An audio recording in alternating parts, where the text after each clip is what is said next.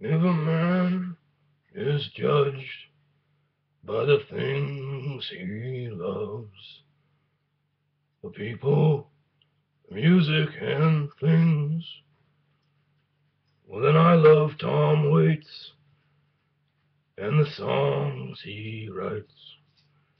I love the way that he sings. I'm not taking the piss. I love Tom Waits.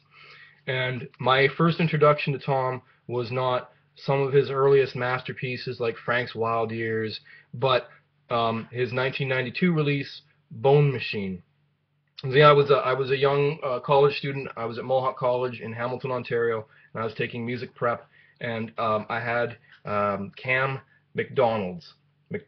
Cam McDonald, and he was a guitar player in the music prep program at Mohawk College.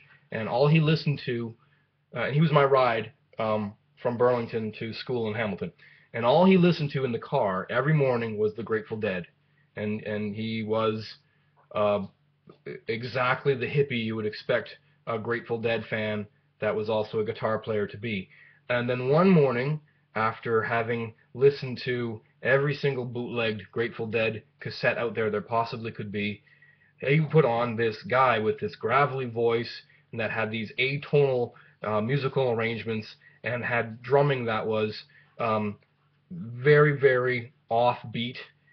And I said, "What are we listening to?" And he said, "It's Tom Waits. My girlfriend gave it to me. She loves Tom, and I'm having a hard time getting into it." And I loved it. And you got to understand, at that time, all I listened to was screaming guitar solos and, uh, a little bit of pop, but mostly screaming guitar solos and, really, really conventional rock and roll. And I mean, there was a few exceptions here and there. I liked a little bit of Bjork by that point, and she certainly veers off into less than typical territory. But Tom and this record set me on a whole new path of musical appreciation. Um, Tom Waits' Bone Machine was released at a high point in his career, career-wise. I mean, every single thing he's done is a high point. But in his career, he was signed to Island Records, so he had big major label support, and it was a time when a lot of musicians were coming out and saying in the alt rock field, saying, if like, where are your influences coming from, Mister alt rock musician person? And a lot of them would say, we love Tom Waits, and he's helped shape us. And so a lot of attention was moving from the alt rock scene and was enveloping a godfather of alt rock, which is Tom Waits. And this record came out, and he was getting ready to be on the cover of Rolling Stone, and then Kurt Cobain died.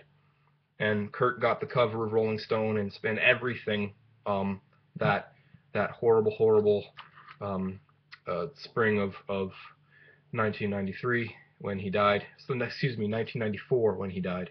And Tom's big Rolling Stone interview and his front page cover was usurped by, and not without good reason, of course, but was usurped.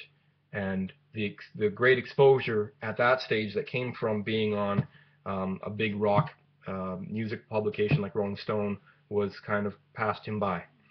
Now, Tom Waits certainly hasn't needed for fans and hasn't wanted for necessarily greater level of success.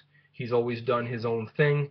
If you don't know what Tom Waits sounds like, think uh, think vaudeville blues mixed with um, uh, Doctor Hook or some other offbeat 60s jazz experimental stuff with a lot of that con- the blues rock that sort of culminated from New York and San Francisco and sort of built this fusion, and Tom uh, perfectly encapsulates what was great about adventurous uh, jazz rock in the 70s and just throughout the 80s. Really owned his skill and then produced what I still think is the best record of his career amongst a career of many good records.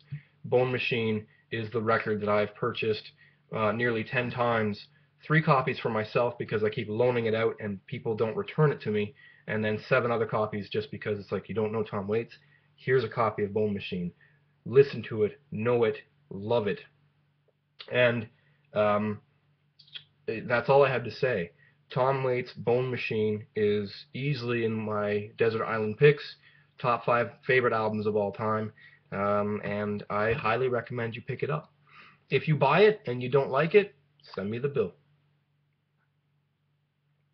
I'm not saying I'll pay you, but send me the bill. It'd be interesting. If you love Tom Waits, tell me what you think. What's your favorite Tom Waits record? I say Bone Machine's his best. I have some friends that say that Frank's Wild Years is his best. A couple other records in his collection are the best according to other fans and friends that are fans of Tom Waits. Tell me what you think, and please, please, please understand my little vocal ridiculousness at the beginning was just an attempt to be funny, not taking the piss of Tom whatsoever. He's amazing. And again, Bone Machine by Tom Waits. Go get it. Love it. Know it. Go out, discover some new music, and listen to it on a real format, not digital download, because MP3s suck. My name's Daryl. I love you all.